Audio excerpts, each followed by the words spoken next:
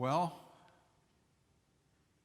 when I first was assigned to preach this morning, quite honestly, I did not anticipate that the crowd would be as it is today. Nor did I choose the text. You must know that someone who's been at it as long as I have has a collection, and that sometimes you're getting one of the greatest hits simply revisited. The point of the gospel reading is that it wasn't so important what had gone before and why the man was blind, but rather it was, according to Jesus, so that the power of God might be revealed. And I think in the gospel lesson, people are caught up in blaming and bickering, and what it is that they're talking about is what's gone before, and what they needed to be focused on was what was coming next. What was coming next. And I think that has something to say to us in our present crisis as well. You know, there are certain habits of mind, there are ways that the brain works, and sometimes they're an advantage and sometimes not so much. We apparently have a special part of our brain that is dedicated to facial recognition. And that's a plus. It's nice to know whom you've seen before. And that also explains why you can remember a face but not necessarily the name. They are in different parts of your brain. There is another habit of mind, area of the brain, that deals with aversion to things that have made you sick. This would be an advantage. If something had made you sick, it would be better if you didn't eat it again. Back in the 70s, I ate a raw oyster and passed out. I truly saw purple. And it was some 40 years before I could enjoy another raw oyster. And fortunately, raw oysters are not a daily necessity like bread or water, so that it wasn't that difficult to avoid. We tend to run with the herd, and we often talk about how that's a disadvantage because sometimes the herd does stupid things. But nevertheless, part of the genius of humans is that we do cooperate with each other to get stuff done that is on a larger scale. But I think this can sometimes happen with we tend to feel the way the herd feels too. And so when the herd is panicking, we tend to panic as well. I remember at a dinner party having a man who actually worked as a financial consultant say that he had panicked and sold at the bottom during the last time the market plunged. I pursued that no further, but I thought, wow, he clearly knew what to do, but being able to actually do that was more difficult. Similarly, our mind seems to be programmed to blame others when things are going wrong. There was a rap piece recently, and the refrain was, "It wasn't me."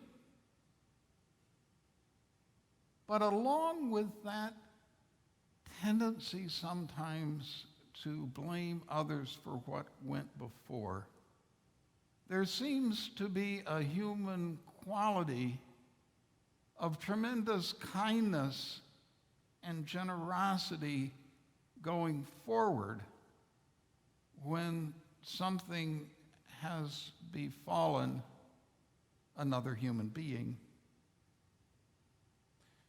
Years ago when I was in Rock Island, the neighborhood school, Hawthorne Irving, which was half a block down the street from us, received the death penalty under the No Child Left Behind. It was closed. And it was interesting, all the different blaming that went on. The teachers tended to blame the parents. Well, they just don't show enough interest, and they don't help their kids with their homework. And the parents tended to blame the teachers. They're just a bunch of white folks, and they don't really care about our kids anyway.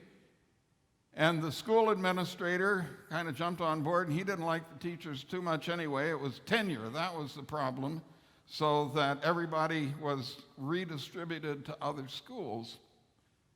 But thank goodness there were some in the community who said, what can we do going forward to help these students succeed? We also have a model of blaming other people in an emerging epidemic in the AIDS crisis. I was living in the San Francisco Bay Area, and there was fear. And even to reach out your hand to someone in a hospital bed and offer a prayer together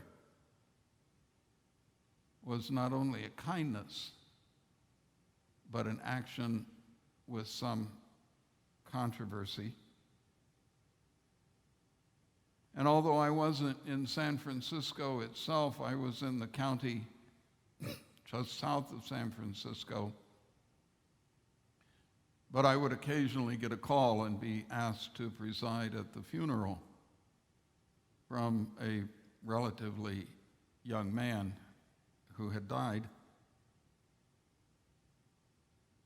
When I first got to the Quad Cities and to Davenport in about 1990,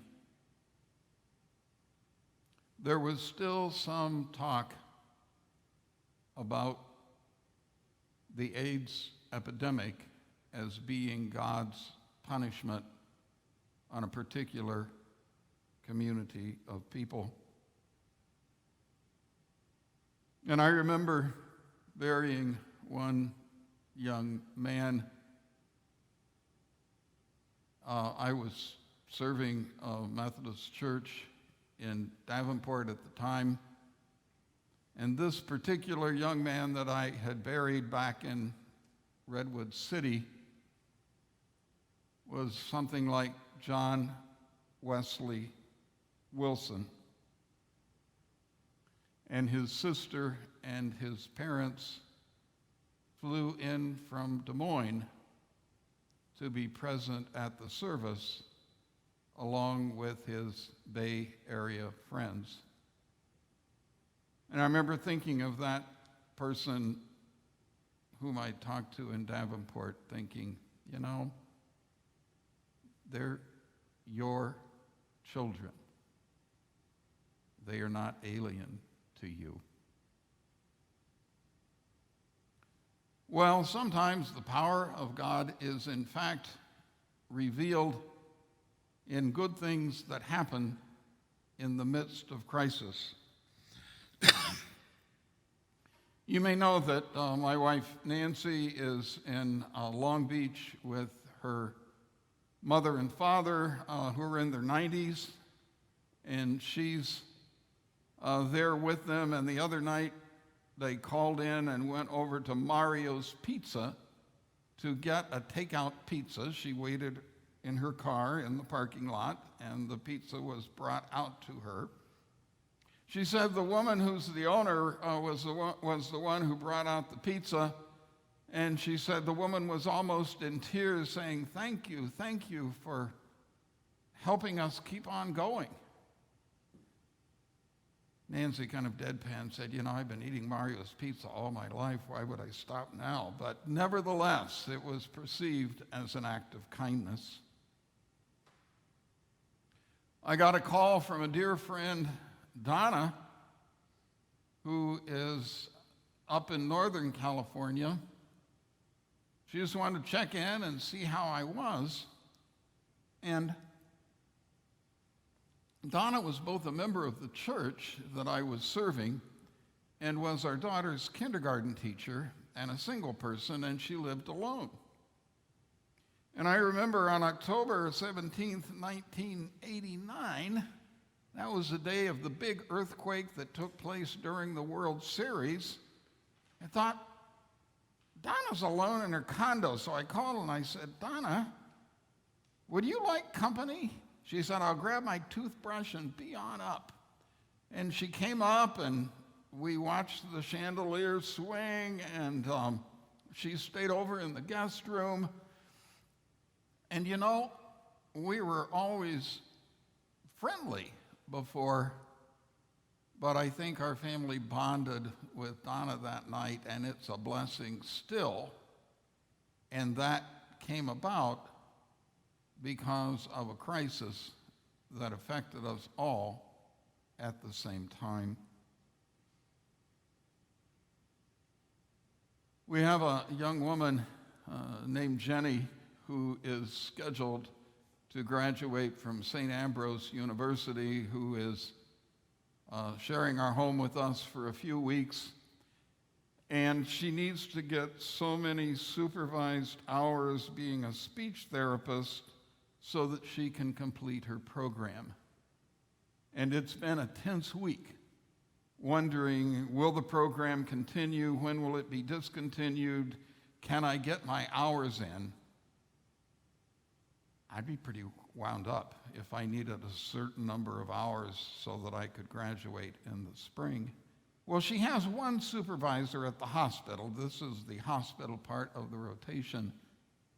So when she came in on Friday night, I said, well, how many hours did you get today? She said, I got 5. That's pretty good.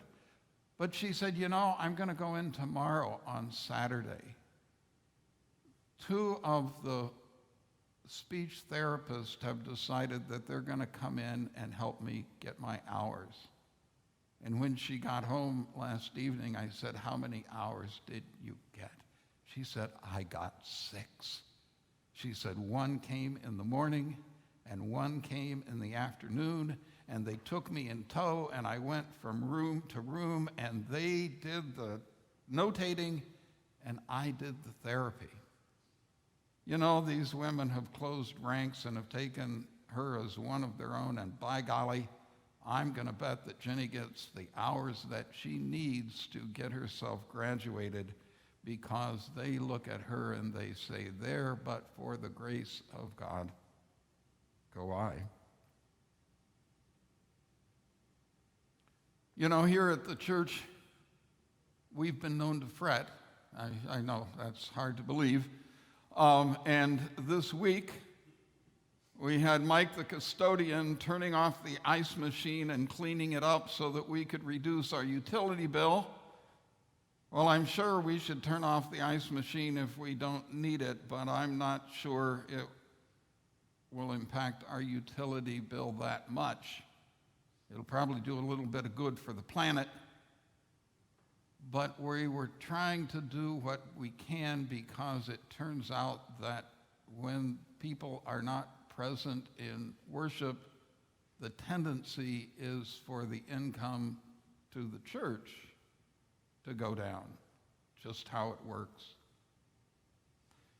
Well, we got word of a check to the church this week, a very generous check from one of our families who said, you know, we figured the church could use some help at this time, so we wanted to do what we could.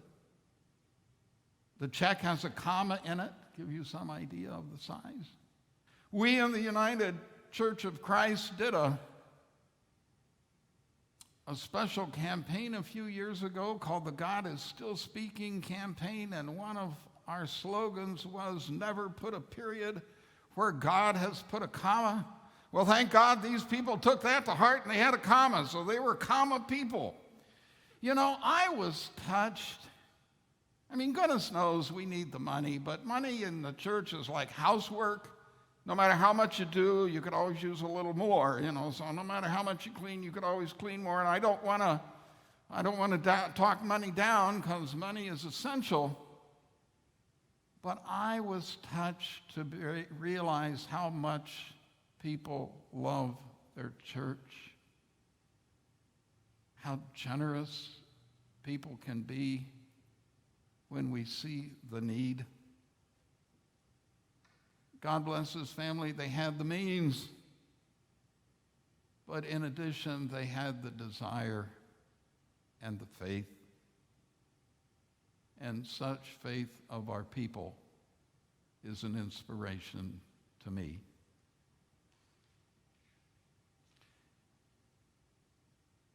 In times of crisis, while we may compete and blame, we also often remember that we are all in this together. In the 1980s, in the San Francisco Bay Area, the Metropolitan Community Church, the MCC, was pretty much alone among Christian churches that welcomed out gay men as part of the congregation. And I was surprised to learn that one of the very favorite hymns of that church was Billy Graham's invitation hymn, "Just as I Am." But when I thought about it, I was also inspired. The hymn reminds us that we all stand vulnerable before God, and that we are all in this together, dependent upon God, and we all need God's mercy, which, thank God, is readily available to us. At a certain level, we are all people born blind.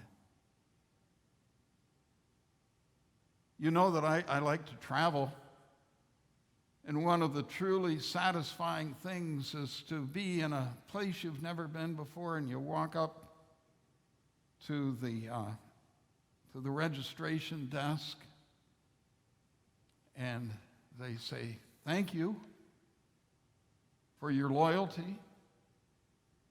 We note your premium elite status with our particular hotel chain," and I kind of stand up a little taller, I like to be premium elite.